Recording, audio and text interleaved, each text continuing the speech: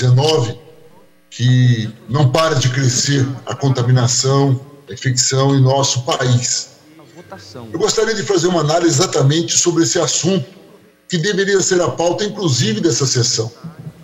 Não me parece que discutir o novo Código de Trânsito, numa crise como estamos vivendo hoje, fazendo de conta que a vida é normal, que estamos vivendo uma normalidade, seja o melhor caminho para a crise que estamos vivendo. O melhor caminho é analisarmos que nós temos uma crise, que ela é mundial, mas atinge o país de forma direta. E ela não é uma crise única, ela é uma crise que se divide em várias. A primeira, e antes de tudo, é uma crise sanitária. E como crise sanitária, já que não desenvolveu-se ainda uma vacina, o caminho que a ciência indica é o isolamento social. É o caminho correto para evitar a contaminação, evitando aglomerações, evitando com isso que a pandemia se irradie de forma ainda mais rápida. E, ao mesmo tempo, é preciso que o Estado brasileiro dê condições aos estados e municípios para fazer o enfrentamento. Isso, condições através de respiradores, UTI, hospitais, que deem condições para que as pessoas que foram contaminadas possam recuperar-se.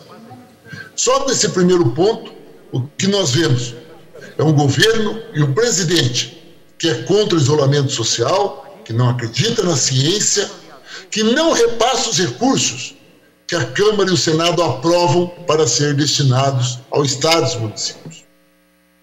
Importante destacar que, enquanto o Congresso Nacional cumpre o seu papel, o papel que a sociedade espera, o Executivo, através do Presidente da República, não cumpre o seu papel e não está preocupado com a vida do povo.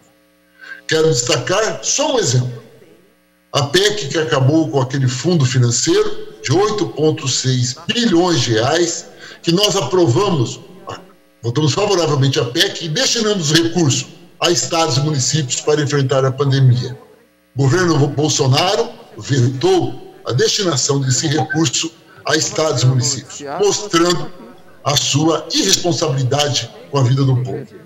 Mas temos uma segunda crise, além da sanitária, que é de proteção social.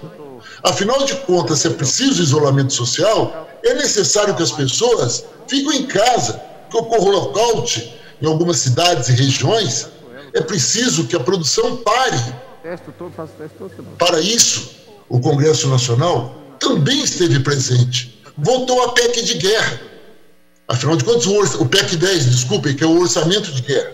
Com o orçamento de guerra, acabou-se com as preocupações de limites constitucionais. Como não há previsão de receita, só de despesas, o governo pode ficar à vontade para investir e garantir a vida digna para a nossa população. Isso não está ocorrendo. E quando agora está vencendo a renda emergencial de R$600, o governo vem dizer que não tem condições de continuar pagando.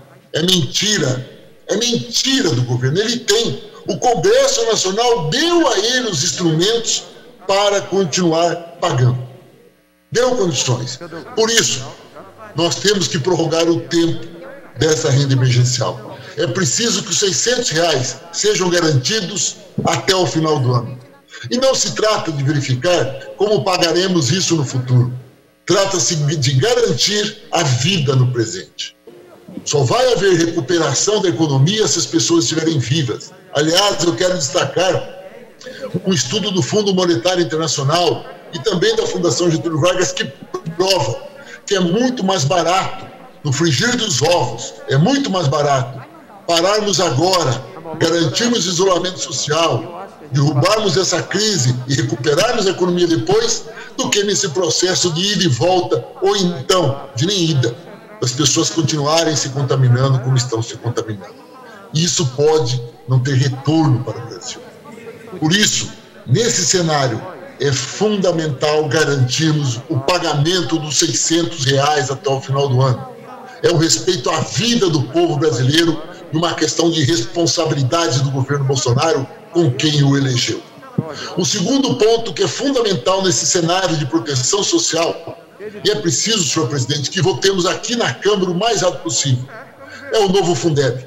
Hoje é dia 23, é o dia de votarmos isso, de discutirmos e lembrarmos a importância do novo Fundeb para garantir a continuidade da educação básica, para continuar a vida do povo e o futuro das nossas crianças.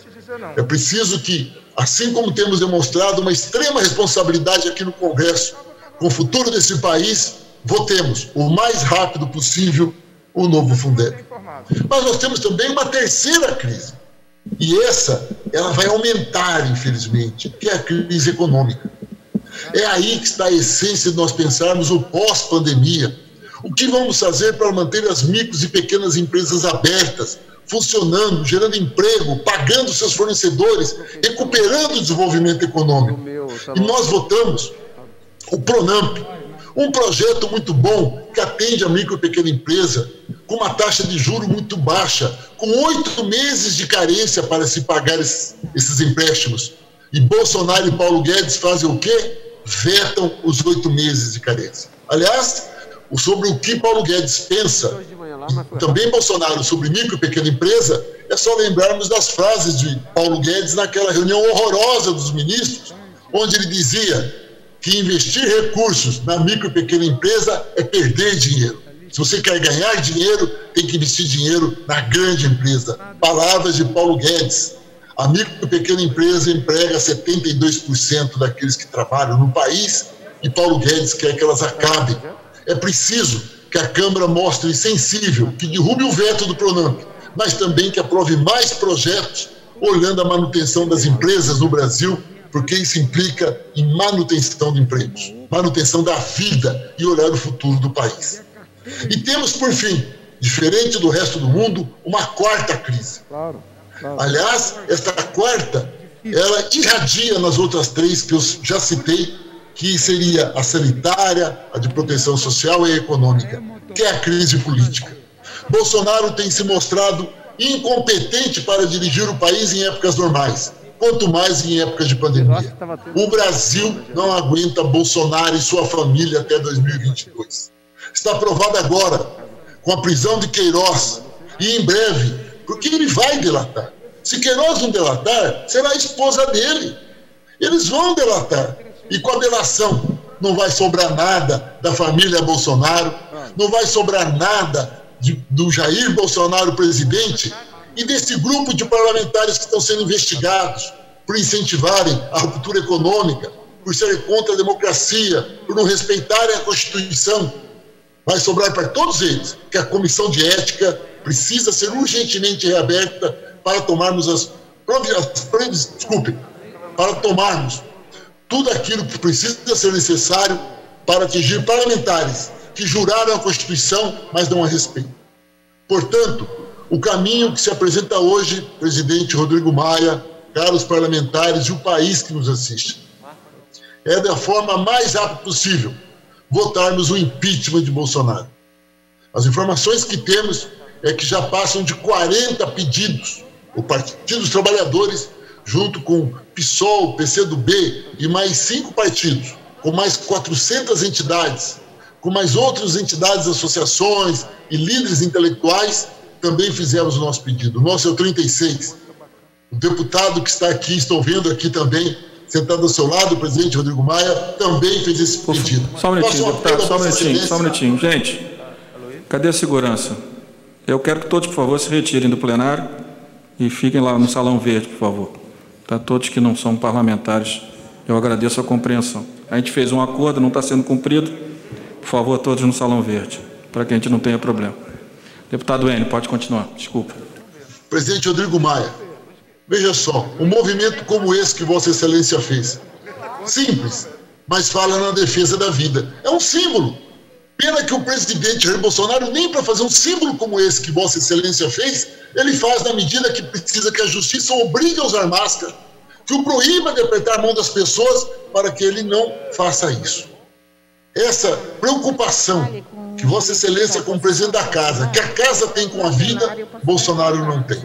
E é por isso que a única saída é precipitarmos o seu afastamento via o impeachment. E faço um apelo para encerrar, que também possamos discutir a PEC 37, que é assinada pelo deputado Paulo Teixeira e pelo deputado Henrique Fontana, para que, no caso de vacância dos presidentes, ou por morte, ou por impeachment, ou por renúncia, chame-se uma nova eleição. Afinal de contas, essa crise, ela só terá solução com o povo participando, com o povo mostrando o que quer e, principalmente, retomando a esperança da população. Só há uma maneira de olharmos o futuro com esperança. Não eu, não o senhor presidente, não todos que estão no plenário, mas aqueles que hoje estão desesperados com o seu futuro, é com o impeachment.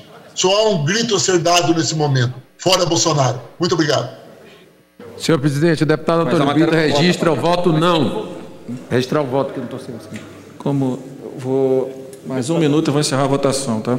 Deputado Antônio Brito, do PSD, declarou o voto não. O que é a nossa votação? Quero acrescentar a proclamação.